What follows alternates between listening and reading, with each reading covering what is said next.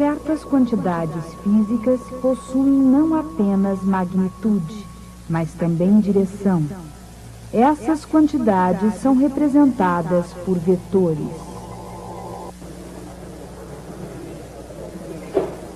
Algumas coisas são estritamente uma questão de ponto de vista. Por exemplo, Copérnico disse que todos sempre contemplavam o universo do ponto de vista da Terra. O que aconteceria se utilizássemos o ponto de vista do Sol? Um dos resultados imediatos seria que ficaríamos muito bronzeados. Obviamente, o seu ponto de vista não deve ser menosprezado.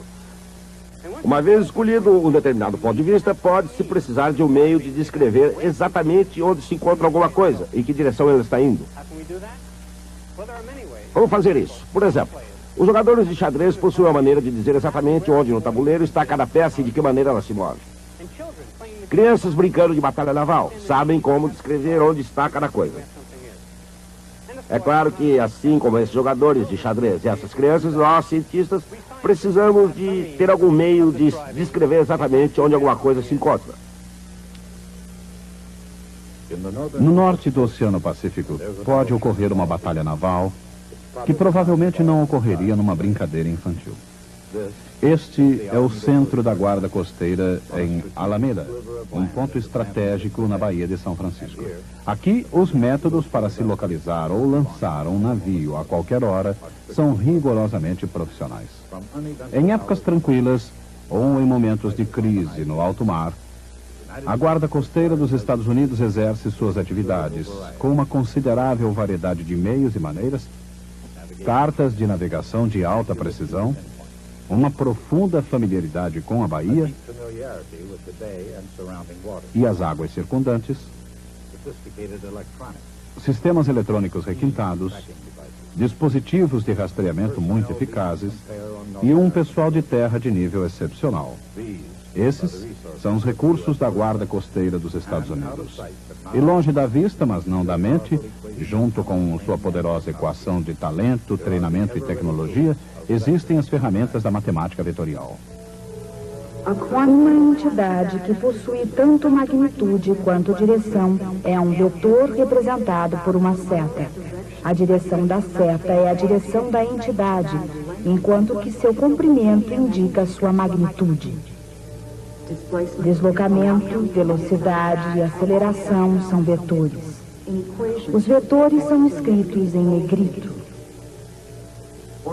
Entidades simples como o tempo e massa são escalares. Nas equações, os escalares são escritos em itálico.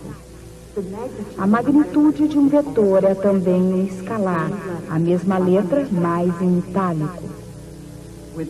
Com os vetores, até mesmo as operações matemáticas mais comuns adquirem um significado inteiramente novo. Por exemplo, quando dois vetores são somados, o resultado não é simplesmente um número, é um novo vetor. Os vetores também podem ser subtraídos uns dos outros, e o resultado é um novo vetor.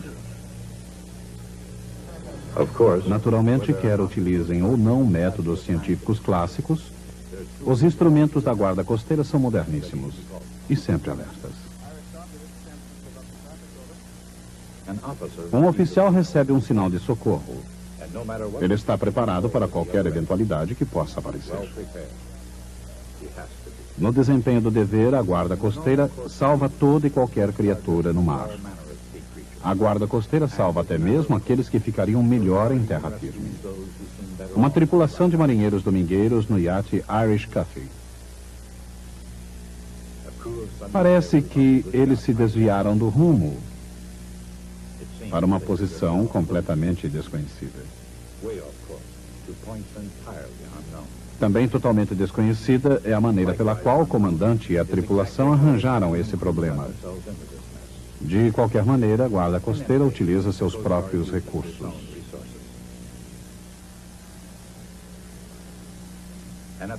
Com o girar de uma chave,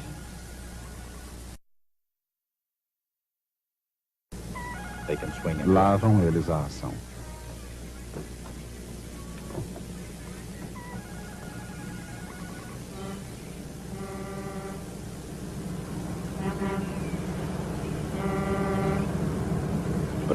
Mas espera um pouco. Essa abordagem talvez não seja necessária. Do ponto de vista da tripulação, pelo menos enquanto houver comida e bebida, a situação ainda não é de crise no Irish Coffee. Malcolm Bogart e Percival Flynn, homens corajosos, recebem inspiração do seu líder, o Capitão Duke. Quer o perigo seja imediato ou potencial, a guarda costeira não brinca em serviço. Irish Coffee, this is San Francisco Coast Guard. Location and nature of the distress, over. This is the Irish Coffee. Repeat, we're in trouble and we're someplace off the coast of San Francisco. Irish Coffee to San Francisco Coast Guard. Request you monitor channel 13 and contact us every 15 minutes, over. Great. Not only are we not sailors, we're not map readers either. Well, it's got to be in the blue part, right? Because that's where we are. We got to be in the blue. Being carelessly lost. Estar perdido no mar não é brincadeira. E um convidado desinformado pode tornar a situação no mínimo perigosa. Especialmente quando essas coordenadas estão no mapa rodoviário de São Francisco. De qualquer maneira, podemos aprender algo aqui. Essas linhas formam uma rede retangular, ao menos tão retangular quanto a superfície esférica da Terra o permite. Qualquer ponto desse mapa pode ser localizado determinando-se sua posição horizontal e vertical. Por exemplo, imaginemos algum local do mapa marcado com um ponto vermelho. Suponhamos que o ponto vermelho tenha a coordenada horizontal x de menos 150 quilômetros. E suponhamos que sua coordenada vertical, y, tenha menos 124 quilômetros. Quaisquer que sejam as distâncias na Terra, no mar ou no ar, um sistema de coordenadas é vital para qualquer mapa. Os mapas de ruas das grandes cidades geralmente utilizam quadriculados, como o mapa da cidade de Nova York. Cada mapa possui o seu próprio sistema de coordenadas. Mas até mesmo no caso de locais famosos como Central Park, Boston Common, ou a Casa Branca na Avenida Pensilvânia, os mapas podem confundir uma pessoa que não esteja familiarizada com um sistema retangular de coordenadas. Naturalmente, para o carteiro, o bombeiro, o entregador ou o motorista de táxi, esses quadriculados são simplesmente uma maneira de se ir de um lugar para outro. Mas para alguns, encontrar o seu caminho pelo mundo é um verdadeiro desafio. Um desafio semelhante ao enfrentado por homens que realmente compreenderam o significado da palavra coordenadas. Na história da matemática, René Descartes e Pierre de Fermat escreveram o primeiro capítulo sobre sistemas de coordenadas no século XVII. Esses sábios franceses desenvolveram um engenhoso esquema interrelacionado à geometria e à álgebra. Ao mesmo tempo, mas do outro lado do Canal da Mancha, John Wallace desenvolveu uma teoria que seguia uma linha semelhante. Embora Carl Friedrich Gauss tenha posteriormente inventado o termo, Wallace foi o primeiro a introduzir a ideia do número complexo. Em seu livro Álgebra, Wallace representou um número complexo A mais B, I, por exemplo, medindo a parte real A ao longo de um eixo horizontal e a parte imaginária, B, ao longo de um eixo vertical. Ainda hoje, os números num mapa quadriculado podem parecer complexos. Se nas ruas das cidades as pessoas podem sentir-se desorientadas, imaginem a dificuldade daqueles estranhos no mar.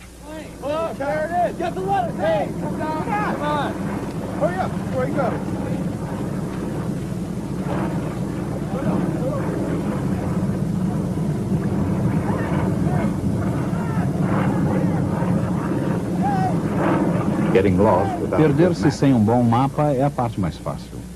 Ser encontrado sem um mapa exige um pouco mais de trabalho. Para encontrar uma embarcação perdida, a guarda costeira tem vários métodos de ação, inclusive a triangulação. 2 diferentes ângulos de recepção radiofônica são estabelecidos através do uso de antenas direcionais. Linhas retas são prolongadas até se interceptarem. Assim, se a guarda costeira utilizasse a triangulação, e se o mar fosse tão previsível quanto a matemática, o Irish Cuff deveria estar justamente aqui. Isto é, ele estaria aqui se tivesse estabilidade suficiente para se manter num local. Isso seria esperar demais, porque, à mercê das correntes, as embarcações flutuam à deriva por todo o mar. Saber sua localização num determinado momento e local não é o suficiente. A guarda costeira necessita a direção e a velocidade de deriva do Irish Cuff. Em que direção? Com que velocidade? Embora o comandante adote uma abordagem novelesca, ele não encontrará respostas nas páginas do Moby Dick. Como não se vê sinal de buscas, outro sinal de socorro não deverá fazer mal algum. We're off the coast of San Francisco. Please come in. Coast Guard. Repeat. Now, if Bogart actually... Se Bogart tivesse fornecido uma segunda posição à guarda costeira, o quadro poderia ser esse. As duas posições são unidas por uma seta da posição 1 para a posição 2. A direção da seta mostra em que direção a embarcação está sendo levada pela correnteza. Seu comprimento mostra que distância. Essa seta é chamada vetor deslocamento. Com mais informações, a guarda costeira pode estimar a rota da embarcação à deriva, unindo a ponta de um com o final de outro vetor deslocamento, resultando uma soma de vetores. A velocidade de deriva pode ser calculada dividindo seus vetores pelo intervalo de tempo entre os sinais.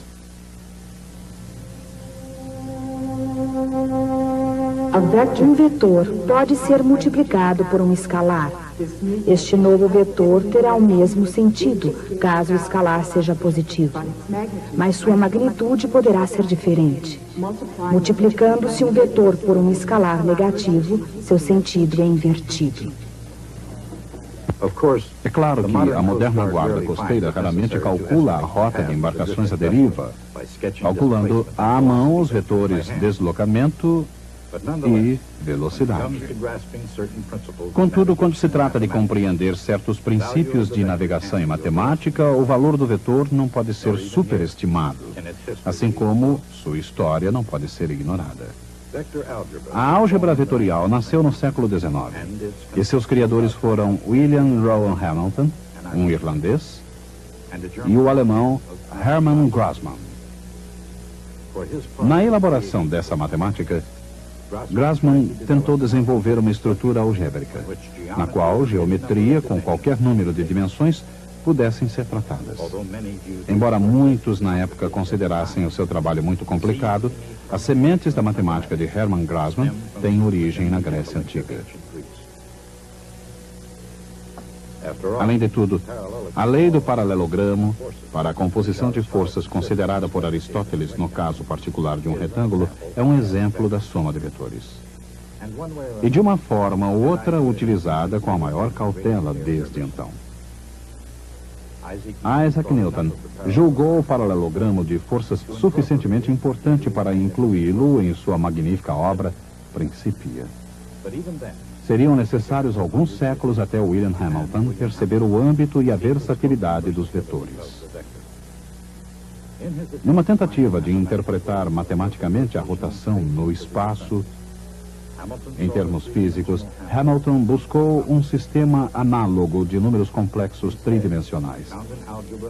Ao invés disso, acabou descobrindo uma álgebra de objetos quadridimensionais, a que deu o nome de quaternions. Um quaternion tem uma parte vetorial tridimensional e uma parte escalar unidimensional. Embora a ideia dos vetores e escalares só viesse a ser refinada na época moderna, Hamilton havia desenvolvido uma convincente maneira de expressar a mecânica de Newton.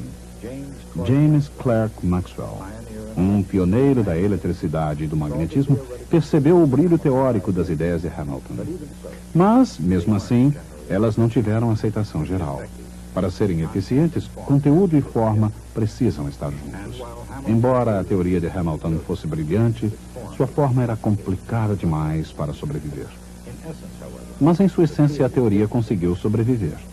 No século XIX, o professor da Universidade de Yale, Josiah Wheeler Gibbs, tomou emprestado algumas ideias originais de Hamilton e Grassmann, aplicando-as à física teórica. Relutando em receber o mérito por ideias que não eram originalmente suas, Gibbs esperou 2 décadas antes de permitir que E.B. Wilson reproduzisse suas fórmulas em um livro. Finalmente, com a publicação em 1901, os vetores percorreram o mundo até que, como o som da música, puderam ser ouvidos em toda a parte.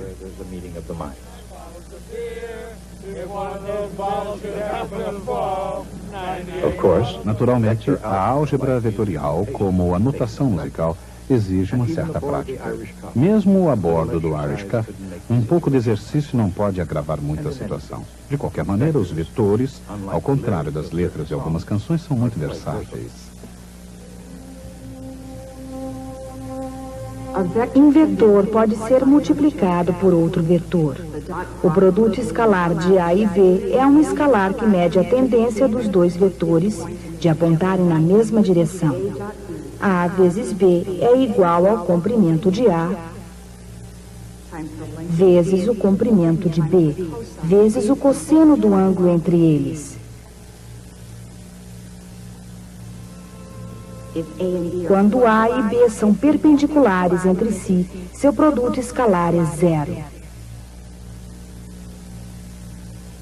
O produto escalar de um vetor por ele mesmo é o quadrado do seu comprimento.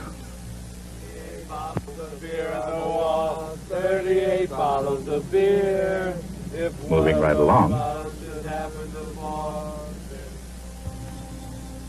O produto vetorial de 2 vetores é um novo vetor, perpendicular ao plano dos 2 vetores originais. Seu comprimento é numericamente igual à área do paralelogramo formado pelos vetores originais.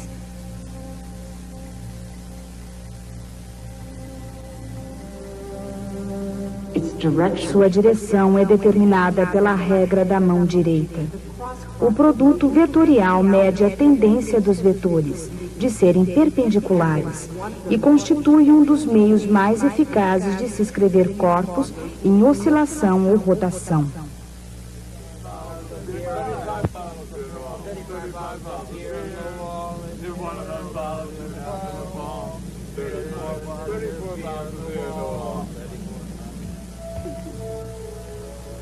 A álgebra vetorial utiliza 2 vetores unitários perpendiculares entre si, I e J. O pequeno circunflexo sobre o vetor indica que o seu comprimento é 1. O vetor desde a origem até o ponto de coordenadas x, y é a soma de 2 vetores perpendiculares, um vetor horizontal x, y e um vetor vertical y, j.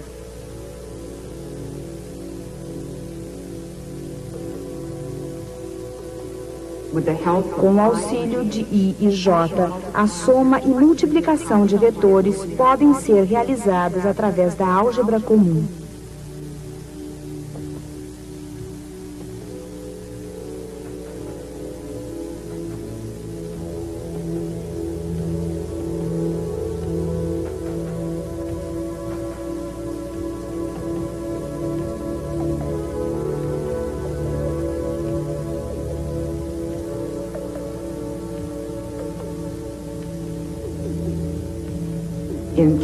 Num espaço tridimensional, é utilizado um terceiro vetor K. K é perpendicular ao plano de I e J.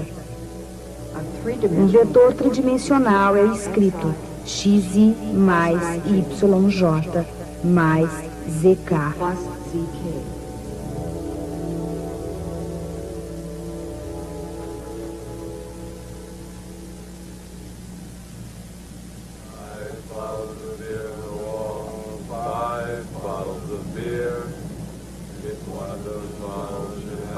Uma canção se propagando é uma coisa. Uma embarcação em movimento é outra muito diferente, especialmente quando está à deriva no mar. Lembre-se, antes do primeiro sinal de socorro, o vento estava calmo, o mar sereno, o dia perfeito para se divertir. Mas o tempo muda. E o Irish Coffee não está onde deveria, e também já não é o mesmo. No mar, o vento é uma força que não pode ser ignorada. Como a velocidade do vento tem magnitude e direção, isso significa que ela é uma quantidade vetorial. O mesmo acontece com a velocidade da corrente aquática. E agora, navegando à deriva, com vento e corrente fortes, sem saber para onde, pode ser perigoso.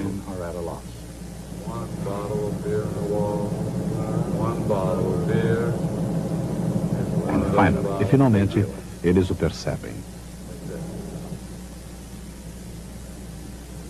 É o fim. E é claro que se o comandante tivesse inclinações matemáticas, tentaria ajudar a guarda costeira.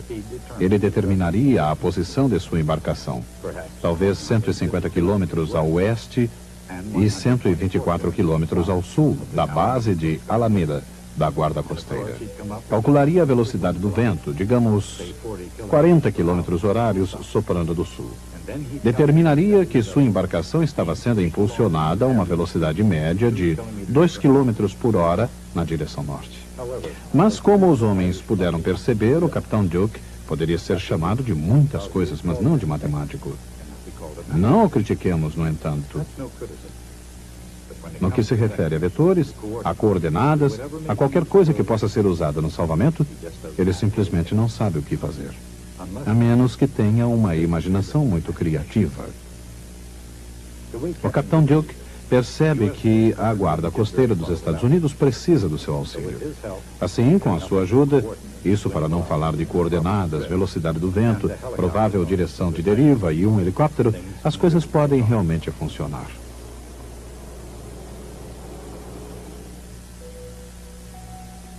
O capitão Duke acredita que o piloto tem combustível suficiente a uma velocidade máxima de 125 km por hora para permanecer no ar durante 4 horas. Isso significa aproximadamente 2 horas para ir, 2 para voltar e 250 km de raio de ação, não mais. Será que o helicóptero conseguirá chegar ao Irish Cuff? E não menos importante, será que o piloto conseguirá voltar à base? O vento carrega o helicóptero para o norte a 40 km por hora, 80 km para o norte em 2 horas. Se o piloto voasse ao longo de um desses vetores, acabaria ultrapassando seu raio de ação. Não poderia ir mais longe, pois não poderia contar com um vento a favor constante para impulsioná-lo em sua viagem de volta à base. Mas a situação não é tão grave quanto parece. Por quê? Porque o Irish Cuff também está derivando para a direção norte a 2 km por hora. Dentro de 2 horas, terá se afastado 4 km para o norte, o que o levaria para o limite do alcance do helicóptero. Levando em conta a velocidade do ar, a velocidade do vento, a velocidade da deriva, o piloto calcularia a direção do voo adequada e chegaria ao Irish Cuff. Mesmo com a imaginação do comandante, isso seria possível? Sim. E na realidade, a resposta deveria ser óbvia. O rumo do helicóptero e seu deslocamento pelo vento se combinam ou se somam como vetores. Apesar de simples, esses cálculos seriam vitais se a guarda costeira dos Estados Unidos lesse o pensamento do capitão Duke. Mas em vez disso, puseram em prática o seu próprio plano.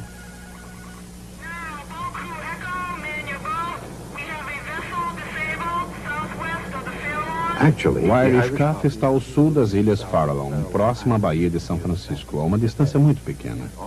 Assim, dentro de pouco tempo, o comandante e sua tripulação estarão salvos. Muito antes que se acabe seu estoque de comidas e bebidas, eles estarão em terra seca. E até que aprendam suas lições de navegação, sem mencionar cálculo vetorial, esse é exatamente o lugar em que devem ficar. Antes de Copérnico, o centro da Terra era o centro do universo. Aliás, no mundo aristotélico, a própria ideia de lugar não tinha significado, exceto quando se queria informar sua posição referida ao centro da Terra. Quando Copérnico entrou em ação, o que ele fez foi aplicar rotineiras operações matemáticas, escrevendo as equações das órbitas planetárias no diferente sistema de coordenadas. O mundo jamais seria o mesmo. Mas isto é uma afirmativa enganadora. Dá a impressão de que o importante é ter o sistema de coordenadas correto. A verdade é justamente o oposto. Todos os sistemas de coordenadas são bons. Copérnico diz que a origem deve estar no Sol. A guarda costeira diz que a origem deve estar em sua estação coordenadora. E ambos estão igualmente certos. Podemos dizer isso de maneira mais profunda.